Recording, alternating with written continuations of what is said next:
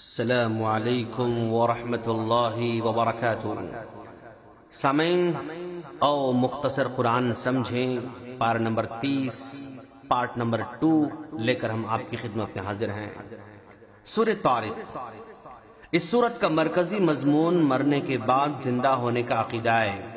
ستاروں کی قسم کھا کر بتایا کہ جس طرح نظام شمسی میں ستارے ایک محفوظ مضبوط نظام کے پابند ہیں، اسی طرح انسانوں کی اور ان کے اعمال کی حفاظت کے لیے بھی فرشتے مقرر کیے گئے ہیں۔ مرنے کے بعد کی زندگی پر دلیل کے طور پر انسان کو اپنی تخلیق اول میں غور کرنے کی دعوت دی گئی ہے۔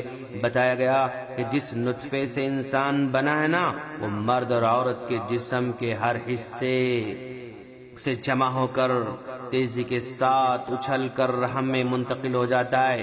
وہ اللہ اسے دوبارہ پیدا کرنے پر قادر ہے۔ آسمان سے پانی برسا کر، زمین پھاڑ کر، غلے اور سبزیاں نکال کر انسانی خوراک کا انتظام کرنے والا اس بات کو بیان کرتا ہے کہ یہ قرآن کریم حق و باطل میں امتیاز پیدا کرنے والی کتاب ہے۔ کافر سازشیں کر رہے ہیں اور اللہ ان کا توڑ کر رہا ہے، لہذا انہیں مہلت دیں اور یہ اللہ سے بچ کر کہیں بھاگ نہیں سکیں گے۔ اس کے بعد سورہ اعلیٰ ہے۔ ابتدا میں اللہ تعالیٰ کے ہر عیب کمزوری سے پاک ہونے کے اعلان کے ساتھ ہی اس کی قدرت کاملہ اور انسانوں پر اس کے انعامات و احسانات کا تذکرہ کیا گیا ہے۔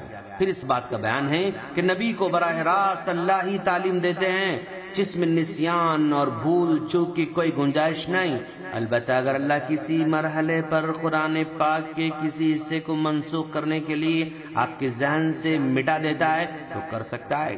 قرآن کریم سے صحیح معنی میں استفادہ وہی کر سکتا ہے جو اپنے اندر خشیت پیدا کرنے کا خواہش مند ہو، اور بدبخت و جہنمی اس قرآن سے فائدہ نہیں اٹھا سکتا ہے۔ اپنے نفس کی اصلاح کر کے اسے پاکیزہ بنانے والا کامیاب ہے، اور کام وہی کر سکتا ہے جو اللہ کے ذکر اور نماز کا عادی ہو۔ اصل زندگی آخرت کی زندگی ہے، اور یہ بات حضرت ابراہیم علیہ السلام، حضرت موسیٰ علیہ السلام کتابوں میں بھی لکھی ہوئی ہے۔ اس کے بعد سورہ غاشیہ ہے۔ قیامت کی ہولناکی اور شدت، کافروں پر اترنے والی مشقت اور مصیبت، اور مومنوں کے لیے جنت کی نعمتوں کے ذکر سے اس سورت کی ابتدا کی گئی ہے۔ پھر توحید باری تعالیٰ کے دلائل کا بیان ہے۔ پھر نبی کریم صلی اللہ علیہ وسلم کو انسانیت کے لیے یاد دہانی اور نصیحت کرانے کا حکم ہے، اور قیامت کے احتساب کو اپنی نگاہوں کے سامنے رکھنے کی تلقین کی گئی ہے۔ اس کے بعد سورہ فجر ہے۔ ابتدا میں 5 قسمیں کھا کر اللہ تعالیٰ نے کافروں کی گرفت کرنے اور عذاب دینے کا اعلان کیا ہے۔ پھر اس پر واقعاتی شواہد پیش کرتے ہوئے قوم عاد، قوم سمود، فرعون اور ان کی ہلاکت کا بیان ہے۔ پھر مشقت اور تنگی میں، راحت اور وسعت میں انسان کی فطرت کو بیان کرتے ہوئے بتایا کہ آرام اور راحت میں اترانے اور عجب میں مبتلا ہونے لگتا ہے، اور کہتا ہے کہ میں اس لائق تھا تبھی تو مجھے نعمتیں ملی ہیں، اور تکلیف اور تنگی میں اللہ کی حکمت پر نظر کرنے کی بجائے اللہ پر اعتراضات کر شروع کر دیتا ہے۔ پھر یتیموں اور مسکینوں کی حق تلفی اور حب مال کی مذمت بیان کی گئی ہے۔ اس کے بعد قیامت اور اس کی سختی بیان کرنے کے بعد بیان کیا کہ جب اللہ تعالیٰ فیصلہ کرنے لگے، فرشتے سب بندی کر کے کھڑے ہو جائیں گے، جہنم کو لا کر کھڑا کیا جائے گا۔ اس وقت کافروں کو عقل آئے گی اور نصیحت حاصل کرنے کی باتیں کریں گے جب وقت گزر چکا ہوتا ہے۔ اس وقت اللہ ایسا عذاب دیں گے کہ کوئی بھی ایسا عذاب نہیں دے سکتا۔ مجرموں کو ایسے جکڑیں گے کہ کوئی اس طرح جکڑ نہیں سکتا۔ اللہ کے وعدوں پر اطمینان رکھنے والوں سے خطاب ہوگا، اپنے رب کی طرف خوش و خرم ہو کر لوٹ جاؤ، ہمارے بندوں میں شامل ہو کر ہماری جنت میں داخل ہو جاؤ۔ اس کے بعد سورہ بلد ہے۔ اس سورت کی ابتدا میں مکہ مکرمہ، جس میں نبی صلی اللہ علیہ وسلم رہتے تھے، والد اولاد کی قسم کہ انسان مشقت اور تکالیف کے مراحل سے گزرتا رہتا ہے۔ نیکی کا راستہ اختیار کرنے میں مشقت آتی ہے، بدی کا راستہ اختیار کرنے میں مشقت آتی ہے، مگر فرق یہ ہے کہ نیکی کی راہ میں مشقت اٹھانے والوں کے لیے اجر و ثواب ہے، جبکہ بدی کی راہ میں مشقت اٹھانے والوں کو ثواب کی بجائے عذاب ہوگا۔ انسان کی ہر دھرمی اور اللہ کے راستے سے روکنے کے جرم کی یادیں پر فرمایا، جو کہتا ہے کہ میں نے بہت مال لگا دیا، کیا اسے معلوم نہیں کہ اسے کوئی دیکھ رہا ہے؟ پھر اللہ نے انسان پر اپنے انعامات ذکر فرما کر انسان کو خدمت خلق کی تلقین کی ہے، اور نیک اور برے کی تقسیم پر سورت کا اختتام ہوتا ہے۔ اس کے بعد سورہ شمس ہے، 7 قسمیں کھا کر بتایا کہ جس طرح یہ تمام حقائق برحق ہیں، اسی طرح یہ بات بھی برحق ہے کہ انسان کو ہم نے نیکی اور بدی میں تمیز کا ملکہ عطا کیا ہے۔ جو اس سے فائدہ اٹھا کر نیکی کا راستہ اختیار کر کے اپنی اصلاح کر لیتا ہے وہ کامیاب کامران ہے، اور جو بدی کا راستہ اپنا کر گناہوں کی زندگی اپنا لیتا ہے وہ ناکام اور نامراد ہے۔ اس کے بعد سورۃ اللیل ہے، جس میں 3 حقائق کی قسمیں کھا کر فرمایا، جس طرح ان حقائق کو تسلیم کیے بغیر چارہ کار نہیں، اسی طرح اس حقیقت سے انکار ممکن نہیں کہ خیر و شر، نیکی بدی کے حوالے سے انسانوں کے اعمال مختلف ہیں۔ جو شخص تقوی اختیار کر کے نیکی اور سخاوت کا راستہ اپناتا ہے، اللہ اس کے راستے کو آسان کر دیتے ہیں، اور جو شخص نیکی کا منکر ہو کر بخل اور گناہوں کا راستہ اپناتا ہے، اللہ اس کا راستہ بھی آسان کر دیتے ہیں۔ لیکن جب نافرمان جہنم کے گڑھے میں گرے گا تو بخل سے بچایا ہوا مال اسے بچا نہیں سکے گا۔ اس کے بعد سورہ ضحیٰ ہے۔ نبی کریم صلی اللہ علیہ وسلم بیماری کی وجہ سے چند روز تہجد کے لیے نہ اٹھ سکے تو آپ کی چچی ام جمیل کہنے لگی، آپ کے رب نے آپ کا ساتھ چھوڑ دیا ہے۔ اس پر اللہ تعالیٰ نے قسم کھا کر فرمایا، جس طرح دن کے ساتھ اجالا ایک حقیقت ہے، جدا نہیں ہوتا ہے، رات کے ساتھ اندھیرا ایک حقیقت ہے، جدا نہیں ہوتا ہے، اسی طرح یہ بھی ناقابل تردید حقیقت ہے کہ آپ کے رب نے نہ آپ کو چھوڑا ہے نہ ہی آپ سے بیزار ہوا ہے۔ اس کے بعد سورہ انشراح ہے۔ نبی کریم صلی اللہ علیہ وسلم کے اعلیٰ مرتبہ و مقام کا بیان ہے۔ آپ کا سینہ کھول دیا اور نبوت کی ذمہ داریوں کے بوجھ سے آپ کی کمر ٹوٹی جا رہی تھی، ان سے عہدہ برآمد ہونے میں آپ کو سہولت بہم پہنچائی، اور آپ کے نام کو اپنے نام کے ساتھ ملا کر آپ کا ذکر بلند کر دیا۔ اس کے بعد سورہ 3 ہے۔ 3 مقامات مقدسہ کی قسم کھائی کہ جس طرح طور، بیت المقدس اور مکہ مکرمہ کو وحی کے ساتھ اعزاز و شرف عطا فرمایا، اسی طرح کائنات کی تمام مخلوقات میں انسان کو عظیم الشان بنا کر حسین و جمیل اور بہترین شکل و صورت کے اعزاز اکرام سے نوازا ہے۔ اس کے بعد سورہ علق ہے۔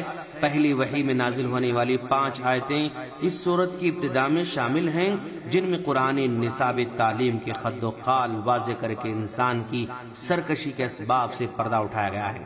ابو جہل ملعون کی بدترین حرکت کی مذمت بیان کی گئی ہے۔ اللہ کو اور اپنی حقیقت کو فراموش نہ کرنا قرآن نصاب تعلیم کی بنیاد ہے۔ اس کے بعد سورہ قدر ہے۔ اس سورت میں لیلۃ القدر کی فضیلت اور وجہ فضیلت بیان کی گئی ہے۔ یہ رات 1000 مہینوں کی عبادت سے زیادہ اجر والی ہے، اور اس کی فضیلت کی وجہ اس رات میں نزول قرآن ہے۔ گویا شب قدر کی عظمتوں کا راز نزول قرآن میں ہے، اور انسانیت کے لیے پیغام ہے کہ تمہیں بھی عظمتیں مطلوب ہیں تو قرآن کے دامن میں آ جاؤ، اس کی تعلیمات پر عمل کرو۔ اس کے بعد سورہ بینہ ہے۔ اس سورت میں پڑھے لکھے جاہلوں کے بغض و عناد کا تذکرہ ہے کہ دین فطرت اسلام کا راستہ روکنے کے لیے یہودی و عیسائی اور مشرکین باہم متحد ہیں۔ اس کے بعد سورہ زلزال ہے۔ اس سورت میں قیامت کی منظر کشی کے بعد انسانی مستقبل کو اس کے اعمال پر منحصر قرار دیا گیا ہے۔ اس کے بعد سورہ عادیات ہے۔ مجاہدین کی سواریوں کی قسمیں کھا کر جہاد فی سبیل اللہ عظمت و اہمیت کو اجاگر کیا ہے، اور بتایا کہ جس طرح دوڑتے ہوئے گھوڑوں کا ہانپنا، کھروں سے چنگاریاں اڑنا، صبح سویرے دشمنوں پر حملہ آور ہونا، گرد و غبار اڑانا، دشمن کی مجمع میں گھس جانا مبنی بر حقیقت ہے، اسی طرح انسان میں ناشکری، حب مال کے جذبات کا پایا جانا بھی ایک حقیقت ہے۔ اس کے بعد سورہ قاریہ ہے۔ اس سورت میں قیامت اور اس کی ہولناکی کے تذکرے کے ساتھ اعمال کے وزن اور بے وزن ہونے کا تذکرہ کیا گیا ہے۔ اس کے بعد سورہ تکاثر ہے۔ مال میں زیادتی کی حرص قبر تک انسان کا پیچھا نہیں چھوڑتی، اس کو جہنم میں لے کر جاتی ہے، یہ اس میں بتایا گیا ہے۔ اس کے بعد سورہ عصر ہے، زمانے کی قسم کھا کر دراصل ماضی کی تاریخ سے عبرت حاصل کرنے کی تلقین کی گئی ہے۔ 4 صفات، ایمان، اعمال صالحہ، حق کی تلقین کرنے اور حق کے راستے کی مشکلات پر صبر کرنے والے ہر دور میں کامیاب ہوں گے، یہ اس میں بتایا گیا ہے۔ اس کے بعد سورہ حمزہ ہے، لوگوں کا مذاق اڑانے، طعنہ دینے والوں کی مذمت اس میں بیان کی گئی ہے۔ اس کے بعد سورہ فیل ہے، ہاتھیوں کے خانہ کعبہ پر حملہ آور ہونے اور ان کے عبرتناک انجام کا تذکرہ اس میں کیا گیا ہے۔ اس کے بعد سورہ قریش ہے، قریش، مکہ اور ان کے واسطے سے ہر اس شخص کو غیرت دلائی گئی ہے جو براہ راست اللہ کی نعمتوں، خاص طور پر اللہ کے دین کی برکتوں سے فائدہ اٹھانے کے باوجود وہ رب کی عبادت اور اس کے دین سے فارغ ہو کر غافل ہوتے رہتے ہیں۔ اس کے بعد سورہ معون ہے، خدمت خلق کے کاموں میں غفلت برتنے، یتیموں کی کفالت سے دور رہنے والے کی سزا اور اس کی مذمت بیان کی گئی ہے۔ سورہ کوثر ہے، حوض کوثر جیسی خیر کثیر اپنے نبی کو عطا فرمانے کے اعلان کے ساتھ ہی دشمنان کا نام مٹا دینے کا اعلان کیا گیا ہے۔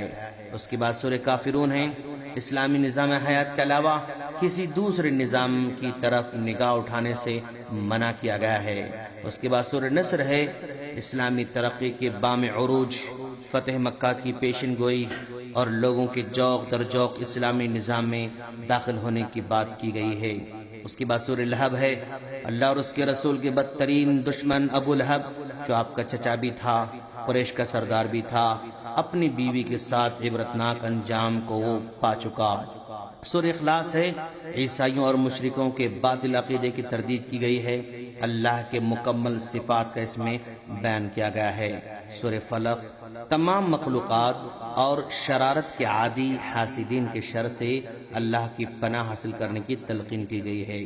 سورہ ناس، قرآن مجید کی آخری سورت، توحید کی اقسام ثلاثہ کی طرف اشارہ کرتے ہوئے جن انسان کی قبیل سے تعلق رکھنے والے، ہر وسوسہ پیدا کرنے والے سے اللہ کی پناہ میں آنے کی ترغیب دی گئی ہے۔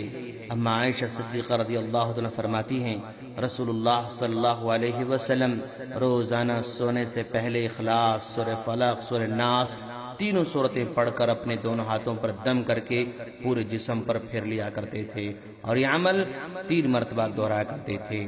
اس طرح یہ قرآن مجید کا مختصر سا خلاصہ آج ختم ہونے جا رہا ہے۔ ہم اللہ سے دعا کرتے ہیں کہ باری تعالیٰ تو ہم تمام کو سننے سے بڑھ کر عمل کی توفیق عطا فرما، آمین۔ السلام علیکم ورحمۃ اللہ وبرکاتہ۔